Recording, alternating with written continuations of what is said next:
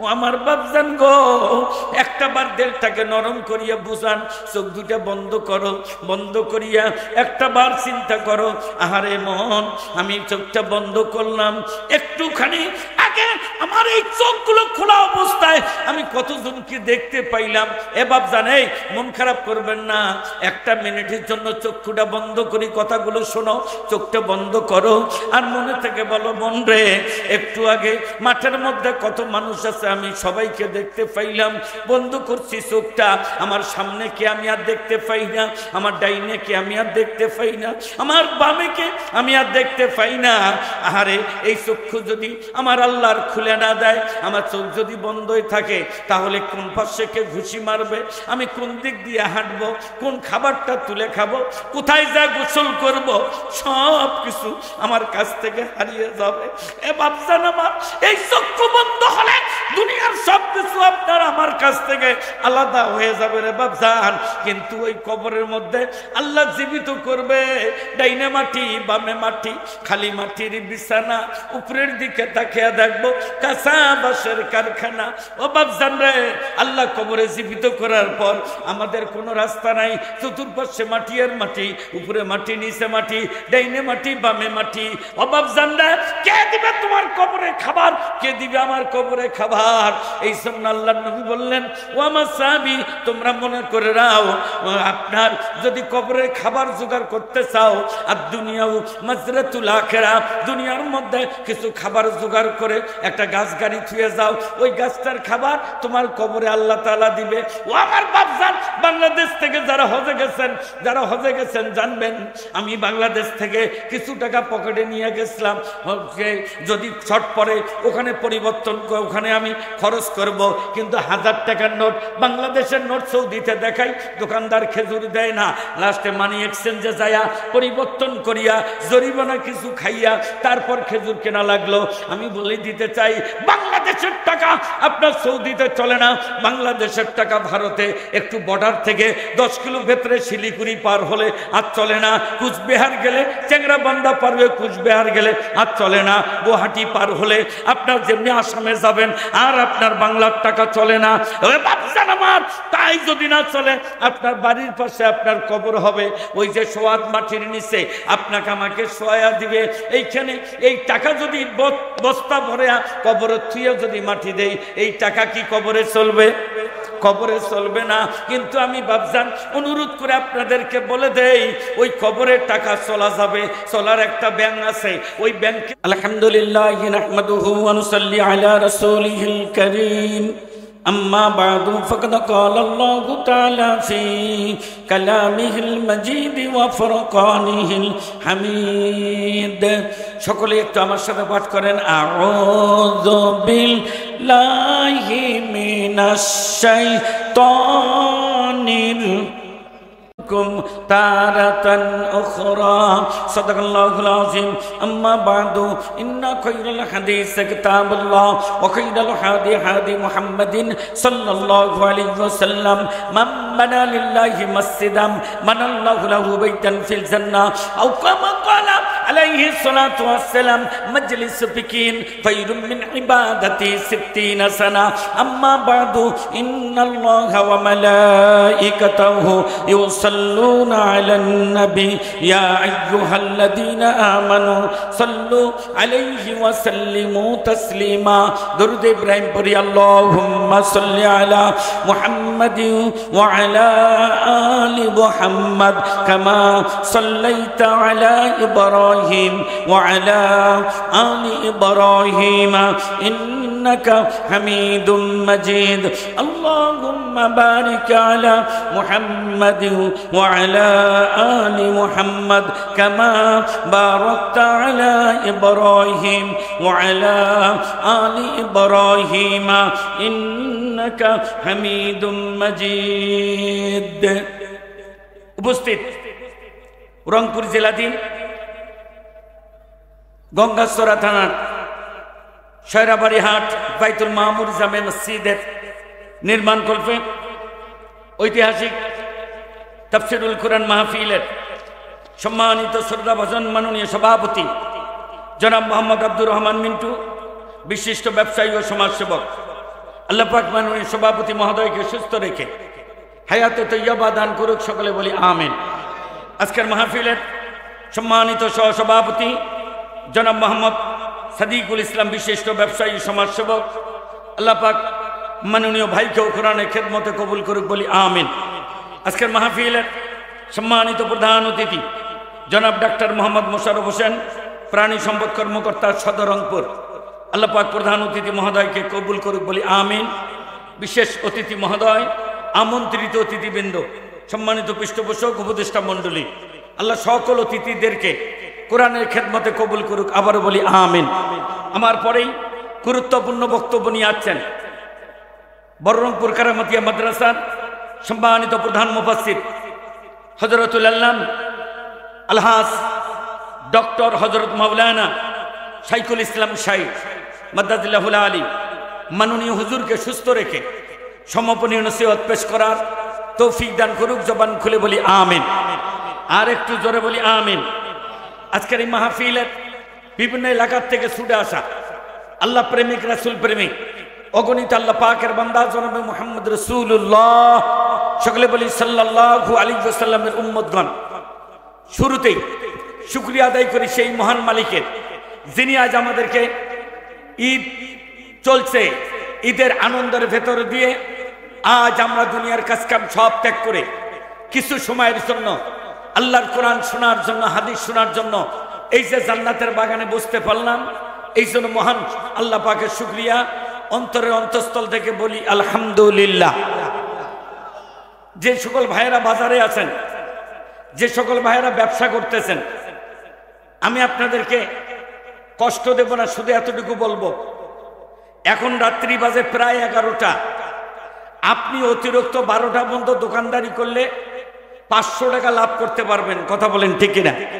চার দোকানদারি করলে 500 টাকা লাভ করতে পারবেন। অনেক চার দোকান আছে 500 বেচপারে পাবেন না, কিন্তু ওই চার দোকান খোলা থাকার কারণে, ওই পানের দোকান খোলা থাকার কারণে যদি 10টা মানুষ ওখানে আড্ডা দেয়, 10টা মানুষ চা খায়া যদি কোরআনের মাহফিল থেকে আলাদা থাকে, এর জন্য দায়ী হবে দোকানদার। কথা জোরে বলেন। এই সরেয়াবাড়ি থেকে প্রতিদিন তাফসীর হয়, প্রতি সপ্তাহে হয়, প্রতি মাসে হয়, তাহলে বছরে একবার বাজার মসজিদের জন্য আজকের এই তাফসীর মাহফিল, বাজারের একটা দোকান খোলা থাকা মানে ওই দোকানদারের উপর আল্লাহর গজব আসতে পারে। মাহফিল মাঠ ফাঁকা, আপনি যেখানে নামাজ পড়বেন, যেখানে আপনি নামাজ পড়েন, দোকানদারি বন্ধ করে কাস্টমার খরচ করিয়া মসজিদে নামাজ পড়বে যায়, আসি তোমার দোকানে আবার খরচ করে সেই মসজিদের উন্নয়নের জন্য মাহফিল, আর আপনি দোকান ঠরকে ধুইছেন, আর সব মানুষগুলো আপনার দোকানে গল্প করবে আর কইবে এটা কণ্ঠ ভালো নয়, পরেরটা উঠলে এলা যামো, এটা তো কেবল অতিথি আইলো, পরেরটা আইলে এলা যামো, এদেন করিয়া কোরআনের আলো আলোচনার থেকে সে বাহিরে থাকলো। এর জন্য আপনাকে জবাব দিতে হবে, আমার কাছে নয়, মহান আল্লাহর কাছে। কথা বলেন ঠিক না? কাজে অনুরোধ করে বলবো, আমরা আসুন বাজার ঘাট বন্ধ করে দিয়ে চলে আসি কোরআনের প্যান্ডেলে, 1 ঘন্টার নিয়ত করে আসি, 1 ঘন্টার নিয়ত করে প্যান্ডেলে আসি। এই 1 ঘন্টা হতে পারে আপনার আমার জীবনে পরিবর্তন ঘটে যাবে। কথা জোরে বলেন ঠিক না? আপনার আমার জীবনের একটা আল্লাহ তাআলা বিশাল কিছু ফায়দা দান করতে পারে। জোরে কথা বলেন ঠিক না? আল্লাহ রাব্বুল আলামিনের প্রিয় দোস্ত বলেন, ও দুনিয়ার মানুষ, যারা দুনিয়ার কাজ কাম ব্যবসা বাণিজ্য বন্ধ করে থুয়া কোরআনুল কারীমের প্যান্ডেলের মধ্যে, কোরআনুল কারীমের মাহফিলের মধ্যে কোরআন শোনার জন্য, হাদিস শোনার জন্য, 1টা মিনিটের জন্য, 2টা মিনিটের জন্য, আধা ঘন্টার জন্য, 1 ঘন্টার জন্য কোরআনের প্যান্ডেলে বসে যাবে, নবীজি বললেন সাহাবীরে, মাজলিস ফিকিন খায়রুম মিন ইবাদাতি 60 সানা। 1 দিন নয়, 2 দিন নয়, 60 বছর ধরে নফল ইবাদত করলে যত সওয়াব হয়, তার চাইতে বেশি সওয়াব আমার আল্লাহ বান্দা বান্দির আমলনামায় দান করে দিবে। আজকের কোরআনুল কারীমের প্যান্ডেলে কোরআনের পক্ষে আজকে একটা তাকবীর দিলে ওই কোরআনুল কারীমের পক্ষে যদি আমরা আজকে একটা মিছিল করি, কোরআনের পক্ষে যদি একটা তাকবীর দেই, আর যদি এই তাকবীর দেওয়াতে কেউ যদি মন খারাপ করে, কেউ যদি বিরোধিতা মনে করে, কেউ যদি শত্রু মনে করিয়া আগামীকাল যদি আপনার উপরে আঘাত করার চেষ্টা করে, প্রতিশোধ নেওয়ার চেষ্টা করে, আপনি কোরআনের পক্ষে তাকবীর দিলেন, কোরআন বাস্তবায়নের জন্য তাকবীর দিলেন, ওই ব্যক্তিটা তোমার উপর যদি প্রতিশোধ নেওয়ার চেষ্টা করে, আল্লাহ না করুক যদি তোমাকে আঘাত করার পর তুমি মারাও যাও, আমার আল্লাহ বলছে কোরআনের পক্ষে তাকবীর দেওয়ার পর যারা তাকে আক্রমণ করে দুনিয়ার থেকে বিদায় করে দিল, আমি আল্লাহ তাদের জন্য ঘোষণা করলাম, ওলা তাকুলু লিমা ইউকতালু ফি সাবিলিল্লাহি আমওয়াত বাল হিয়াম ওয়ালাকিন লা তাশউরুন। আমি আল্লাহ বলে দিলাম, খবরদার তাদেরকে তোমরা মৃত্যু বলবে না, ওরা জীবিত, ওরা জীবিত, তোমরা উপলব্ধি করতে পারো না। চিৎকার দিয়ে বলি সুবহানাল্লাহ। কাজেই কোরআনের পক্ষে কথা বলতে যদি হঠাৎ করে কেউ আক্রমণ করে মেরে দেয়, তাহলে আপনার লাভ না লস? জোরে লাভ না লস? কাজেই আমাদের পীর সাহেব রুহুল আমিন পীর সাহেব হুজুরের রেখে দেওয়া, যার হাত থেকে বারবার ছিনতাই করে নিয়েছিল, ছিনতাই করে নিয়ে তাকে আসনে বসতে দেয় নাই, এবারে সুযোগ এসেছে, সেই আসনে আমরা কোরআনী রাজ কায়েমের জন্য একজন নেতা বসাই দেব। কথা জোরে বলেন ঠিক না? আরো জোরে বলতে হবে ঠিক কিনা? আমি নিজেই রুহুল আমিন পীর সাহেব হুজুরের ওয়ার্কার করেছি গঙ্গাচড়ায় এসে, কিন্তু দেখা গেছে যেখানে তিনি 400 ভোট পেয়েছেন, আরেকজনের 600, আরেকজনের 200 পেয়েছেন, 200টা উল্টাইয়া 200টা ওনার নামে ঘোষণা দিয়া 400টা আরেকজনের নামে ঘোষণা দিচ্ছে। এবার কি এটা করতে দেওয়া যাবে? আরো জোরে বলেন যাবে? এদেরকে প্রতিশোধ নিতে, এদেরকে সাইজ করতে যদি হাত অস্ত্র ব্যবহার করতে হয়, সেন্ডারে এবার তাই করতে হবে। কথা জোরে বলেন ঠিক কিনা? আরো জোরে বলতে হবে ঠিক কিনা? কাজেই আমরা এসেছি কোরআন শুনতে, শুনবো কোরআন, মানবো কোরআন। কথা জোরে বলেন ঠিক কিনা? শুনবো কোরআন, মানবো কি? আরো জোরে, শুনবো কোরআন, মানবো কি? কারণ এই জন্যই আমরা কোরআন শুনবো, কোরআন মানবো। আমরা যখন নামাজের দাঁড়াই, দয়া করে বলেন তো, নামাজের মধ্যে দাঁড়িয়া আমরা সুন্দর করিয়া যে আলহামদুলিল্লাহ রাব্বিল আলামিন পাঠ করি, কুলু আল্লাহ সূরা পাঠ করি, ওইটা আছে কোথায়? আরো জোরে বলেন কোথায়? এই কোরআন নাজিল করেছেন কে? আরো জোরে, কোরআন নাজিল করেছেন কে? এই দুনিয়া সৃষ্টি করেছেন কে? এই জমিন সৃষ্টি করেছেন কে? তাহলে সব কিছু সৃষ্টি করে থাকে যদি আল্লাহ, সেই আল্লাহর জমিনে কোরআনের রাজ কায়েম ছাড়া বিকল্প আর করতে দেওয়া যাবে না। কথা বলেন ঠিক কিনা? আরো জোরে বলতে হবে ঠিক কিনা? কাজেই সব আল্লাহ দিবে, আর তুমি আল্লাহ বিরোধী আইন পাস করবা, এটা কি আর মেনে নেওয়া যায়? আরো জোরে বলেন যায়? কাজেই সম্মানিত তিনি ভাইরা, আমরা কখন দুনিয়ার থেকে বিদায়ী হব তার কোনো গ্যারান্টি? আরো জোরে বলেন গ্যারান্টি? একটা কথা খালি আপনাদের মনে করে দেই, এই যে আমরা মাহফিলে উপস্থিত হয়েছি, একটু দয়া করে বলেন তো, এই সময় যদি আপনার বাড়িতে একজন হুজুরকে দাওয়াত দেন, হুজুর আসেন একটু, আপনি কোথায়? আমার বাড়িতে দাওয়াত। দাওয়াত খাওয়া যাওয়ার পরে আপনি কি করবেন? সুন্দর করে বলবেন, হুজুর হ্যাঁ দোয়া করেন। কার জন্য? আমার আব্বা মা মরে গেছে, তার জন্য হ্যাঁ দোয়া করেন। তার জন্য হ্যাঁ কি করেন? দোয়া করেন। আচ্ছা ভাই, অনেক সময় হুজুর মনে করি দেয়, আচ্ছা তোমার বাপ মা মরে গেছে, তার জন্য দোয়া চান, তো তোমার দাদা দাদি কি বাঁচি আছে? না হুজুর, দাদা দাদি মুসি, তারও জন্য দোয়া করেন। মানে বাপ মাটা জোর গলায়, আর দাদা দাদিরটা কি ঢিল, মানে দূরিয়ে হয়েছে, অনেকদিন আগে মরছি। কথা বলছেন ঠিক কিনা? অথচ বাপ, তোমার বাপ মাও যে জমি থুয়ে মরে গেছে, ওই জমির মালিক ছিল তোমার দাদা। কথা বলেন, ওই জমির মালিক কে ছিল? সেই দাদার কথা দোয়া করে নিতে তোমার মনে থাকে না? কথা বলেন ঠিক কিনা? তার মানে ওই দাদা যে জমি থুয়ে গেছে তোমার বাপ পাইছে। আচ্ছা তাহলে তোমার দাদা যে জমি তোমার বাপের জন্য থুল, ওই দাদার জমিটা কি দাদা কামাই করছে, তার বাপ দেয় নাই? আরো জোরে কম। তাহলে দাদার বাপ যে জমিখান দিছে, ওই জমি যে তোমার দাদা পাইছে, তোমার দাদার থেকে তোমার বাপ পাইছে, এলাফি তোমরা পাইছেন। তাহলে এবার বলেন তো, দয়া করিয়া বাপ মার কবরটা কোথায় আছে আপনাকে যদি বলি, বলতে পারবেন না? কথা বলে পারবেন। যদি বলি দাদা দাদির কবরটা কই আছে, বলতে পারবেন না? দুর্বল দুর্বল। পারবেন?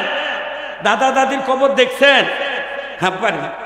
এবারে বুকুত হাত দিয়ে একটা মানুষ বলেন তো দাদার বাপ মার কবরটা কোথায় আছে বলতে পারবেন? আমার এবার সিস্টেমে আসেন। আমার 20 মিনিটের বক্তব্য আজকে আপনাদেরকে মাথায় নিয়ে বাড়ি যেতে হবে। লং টাইম আলোচনা নয়, 20 মিনিট, তার 5 মিনিট চলে গেছে। আমি শুধু আপনাদেরকে বলে দিতে চাই, তোমার দাদার বাপ সে যদি জমি না থুয়ে যাইতো 10 জন, তোমার দাদা ভিক্ষা করি খাইতো। তাহলে দাদার বাপে জমি থুইছে, ওই জন্য দাদা ওই জমি নাড়াচাড়া করিয়া হয় 2 জন বাড়াইছে, না হয় 2 জন কমাইছে। ওই দাদারে জমি কিছু তোমার বাপক দিয়ে গেছে। কথা বলেন ঠিক কিনা? তাহলে বোঝা গেল আমরা আজকে ওই দাদার বাপ মায়ের কথা একেবারে ভুলে গেছি। মৌলবি যদি একে সৌদি আরব থাকি আইছে, তবুও আমরা দাদার বাপের জন্য কোনোদিন দোয়া চাই? দাদার কথাই ঠিক মতো কই না, আর দাদার বা যাক দেখি নাই। তার মানে এবার বুঝাইতে চাচ্ছি, ও দিনী ভাইরা, কয়দিন বাঁচবো দুনিয়া? কয়দিন বাঁচবো? দেখতে দেখতে বাবার কবর বুড়া হয়ে গেছে, দেখতে দেখতে দাদার কবর আর চিনি না, দাদার বাপের কবরটা তো জানি না। তাহলে কয়টা সিঁড়ি আমাদের ব্রেন্ডে কাজ করতেছে? মা বাবা, মা বাবা দাদা দাদি, মা বাবা দাদা দাদি, 2টা সিঁড়ি শুধুমাত্র আমাদের ব্রেন্ডের মধ্যে আছে। 3 নম্বর সিঁড়িটা দাদার বাপ দাদার মাও। কথা জোরে বলেন ঠিক কিনা? খালি দাদার মা বাবাকে আমরা ভুলে গেছি। আরেকবার জোরে বলতে হবে ঠিক কিনা? 3 নম্বর সিঁড়ি দাদার মা বাবাকে যেমন ভুলে গেছি, ও আমার বাপ জানেরা, আজকে আমরা যেই ব্যবসা বাণিজ্য, যেই সম্পদ জোগাড় করেছি, এই সম্পদগুলো আমি হঠাৎ করে কালকে মরে যাব, এগুলো পাবে আমার সন্তান। কথা বলেন ঠিক কিনা? এগুলো কে পাবে? আমার সন্তান পাবে। পাওয়ার পর আমার সন্তান আগামী বছর ঈদের পরে কবে, 3 তারিখে না মোর বাপ মরছে, আজকে না দোয়া করি নেই, 2টা মুন্সি ডাকাই। কথা বলেন ঠিক কিনা? 2টা মুন্সি ডাকে দোয়া করে নিবে। 1 বছর পর, 2 বছর পরে আমার ছেলেটাও মরি যাবে।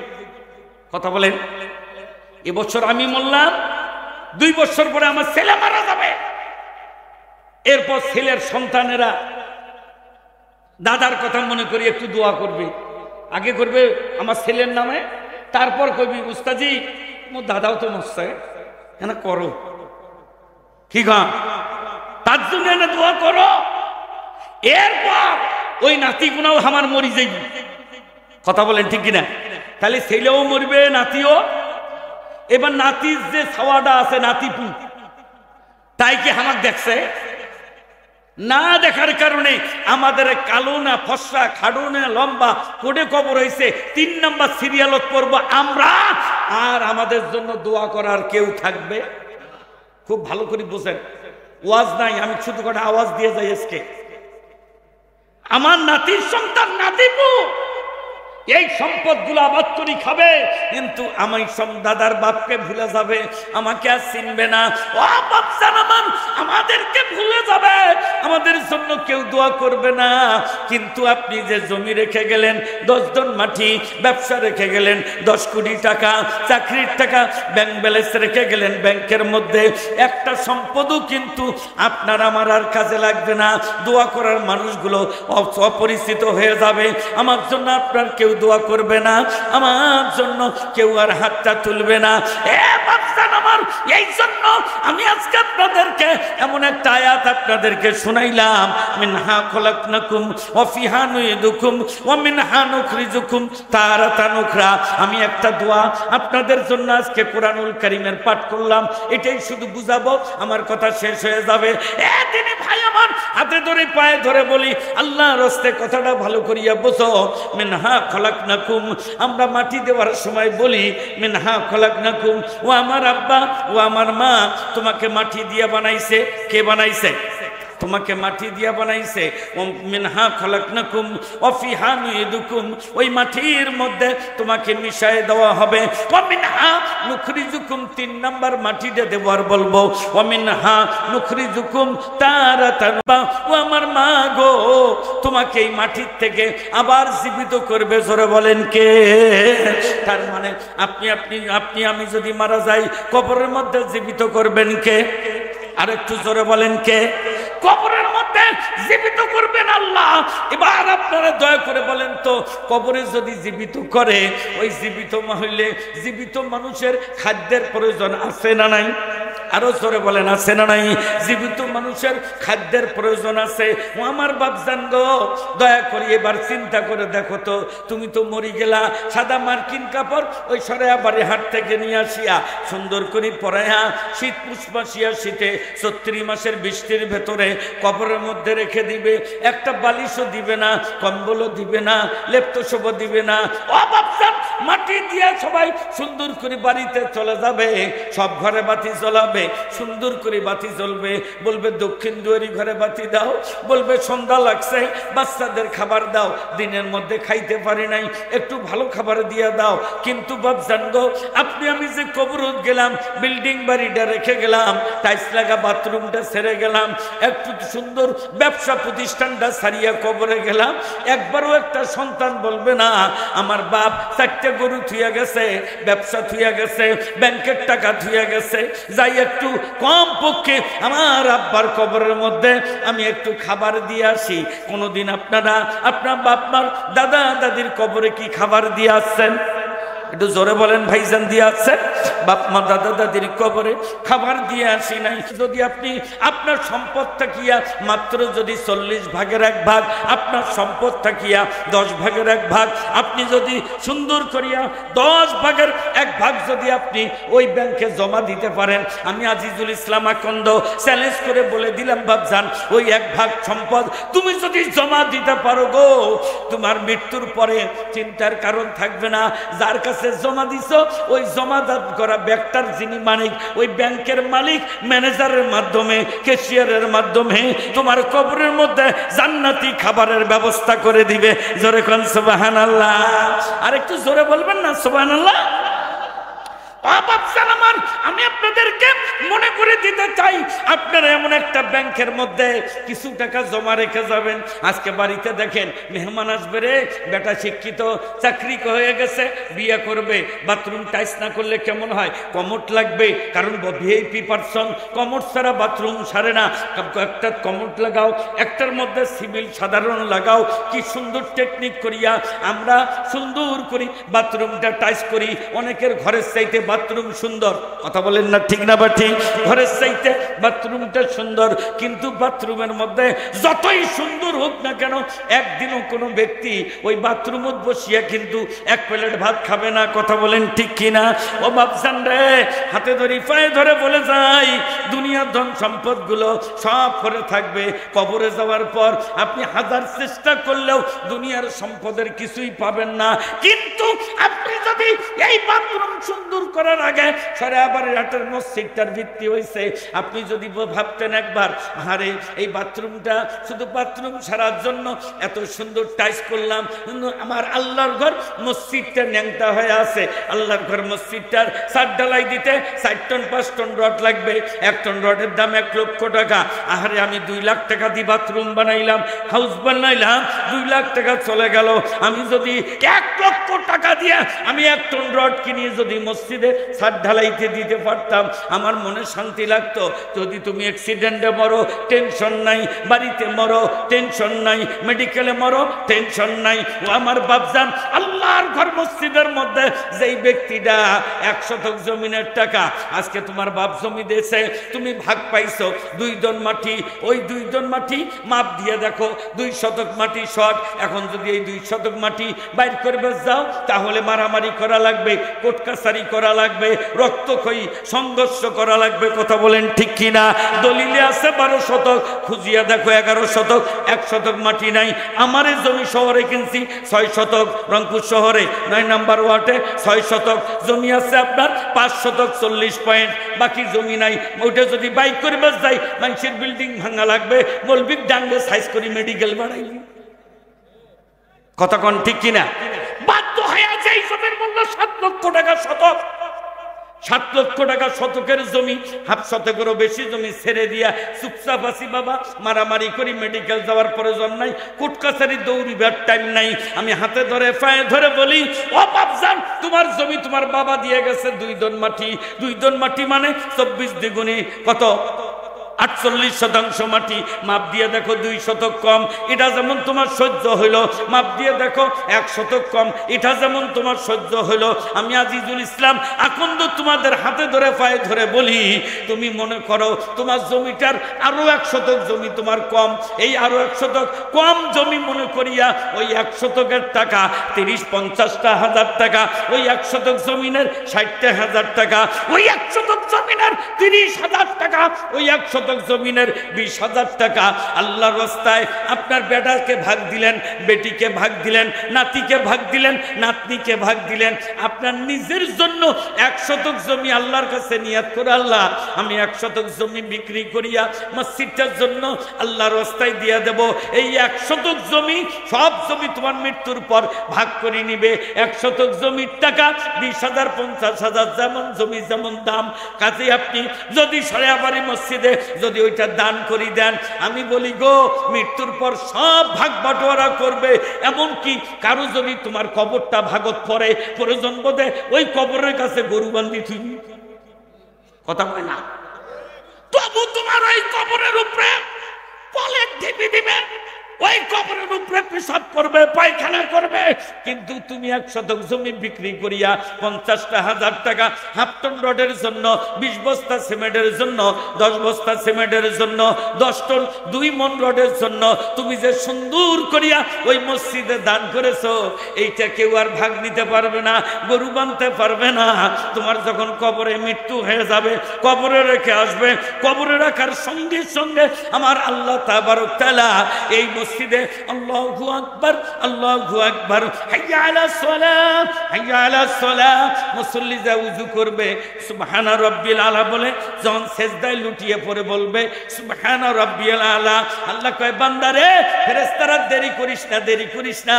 যে ব্যক্তি মসজিদে 1 টন রড দিয়ে মসজিদ বানে গেল, 10 বস্তা সিমেন্ট দিয়া মসজিদ বানে গেল, তাড়াতাড়ি এই প্রতিটা সুবহানাল্লাহ তাসবিহ দোয়া, আলহামদুলিল্লাহ দোয়া, আযানের সওয়াবের দোয়া, সব কিছু তার কবরের মধ্যে পৌঁছে দিয়ে আসো। আর কবরে দিয়ে লাভটা কি? এর বিনিময় জান্নাতি ওই 1 শতক জমি বিক্রি করে টাকা দিছে। 1 শতকের মধ্যে ধান আবাদ করতো, তামাক আবাদ করতো, 1 শতকের মধ্যে ভুট্টা চাষ করতো। অতএব তোমরা কি করো, ওর কবরের মধ্যে জান্নাতি খাবার আজান দেওয়া মাত্রই 1-1টা অক্ষরের সওয়াবের ওসিলায় জান্নাতি খাবার কবরে পৌঁছে দাও। জোরে বলেন সুবহানাল্লাহ। আরো জোরে বলা যাবে না সুবহানাল্লাহ? তার মানে আমি আপনাদের বলতে চাচ্ছি, বাপজান, বেটা বেটিক জমি ভাগ করে দেন, কত জনক ভাগ করে দিয়েছেন। আজকে আমি 10টা মানুষ শুধু আপনাদের কাছে নেব, যেই 10টা মানুষ নিজে আল্লাহর রাস্তায় বেটা বেটিক বহু দিছি। আজকে আমি আমার জমির 1 শতকের মূল্য, আমার বাড়িতে যে জমি, ওই জমি 1 শতকের দাম 50,000 টাকা। হুজুর, আমি 50,000 টাকা মসজিদে রড কেনার জন্য দিয়ে দেব। আমার জমি দোলাবাড়ির, ওই জমির শতক 10,000 টাকা। হুজুর, আমি 10,000 টাকা দেব। আমার জমির মূল্য 1 শতকের দাম 20,000 টাকা। হুজুর, আমি 1 শতক জমির 20,000 টাকা আমি এই মসজিদের জন্য দান করব। এটার ভাগ কেউ কারিছিরি নিতে পারবে না। নাতিও দোয়া করবে না, নাতিনিও দোয়া করবে না, নাতিপু দোয়া যেদিন করবে না, আপনাকে আমাকে চিনবে না। ওই দিন কেউ যখন থাকবে না, মসজিদে আজান দিলে অটোমেটিক ওটা সওয়াব তোমার কবরে যাবে। আরেকটু জোরে সুবহানাল্লাহ বলা যায়? আরো জোরে কর। এ ভাইজান, কি শোনাবো আপনাদেরকে শর্ট টাইমে? শোনেন, ইসরাফিল ফেরেশতা ফুঁক দিবে, গাছপালা তুলার মতো উড়ে যাবে, জোরে ভূমিকম্প হবে, খনিজ সম্পদগুলো মাটির নিচে আছে, সোনা দানা তামা সব উপরে ভেসে উঠবে, এলে সূর্যের তাপে গলিয়া বন্যা হয়ে যাবে, বন্যার মধ্যে সারা পৃথিবীটা সমান হবে। সব গেল, কিন্তু ওই যে হঠাৎ করে দেখা যাবে কিছু নৌকা ভাসতেছে। কিসের নৌকা? এটা আমাদের সেই বাংলাদেশি নৌকা না গো, না, এটা মসজিদ নৌকার মতো ঢুলি ঢুলি বেড়াচ্ছে। আল্লাহ কয়, এই তোমরা কে? বলে আমরা মসজিদ। কেন তোমরা ঢুলতেছো?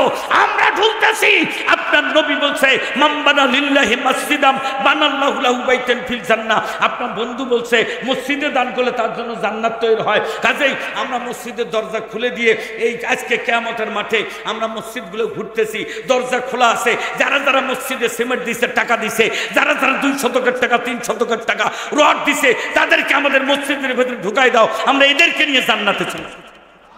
আরো জোরে, কারণ সব ধ্বংস হবে, মসজিদ ধ্বংস, সব ধ্বংস হবে, মসজিদ ধ্বংস হবে না। সেই মসজিদের জন্য আপনাদের কাছে 10টা মানুষ চাই। প্রথম কোন মানুষটা আসো? বাড়ির মধ্যে বেটা রাগ করে করবে, বেটি রাগ করে করবে। আল্লাহর রাস্তে আমি 1 শতক জমিনের টাকা, আল্লাহর রাস্তে আমি এই মসজিদের মধ্যে জমি 1 শতকের টাকা 5,000 হোক, 50,000 হোক, 20,000 হোক, আর 1 লাখ টাকা হোক, আমি আল্লাহর রাস্তে এই মসজিদের ছাদ ঢালাইয়ের জন্য আমি 1 শতক জমিনের টাকা দেব। হুজুর 20,000 দেব, 30,000 দেব, 50,000 দেব। কে আসো এমন একটা ব্যক্তি? সর্বপ্রথম হাতটা তোলেন তো, আমি তার নামে একটা দোয়া করি। কোন ব্যক্তিটা আসো? বাবা মা দাদা দাদি কবরে চলে গেছে, দাদার বাপ গেছে, মা গেছে, দাদার দাদা দাদি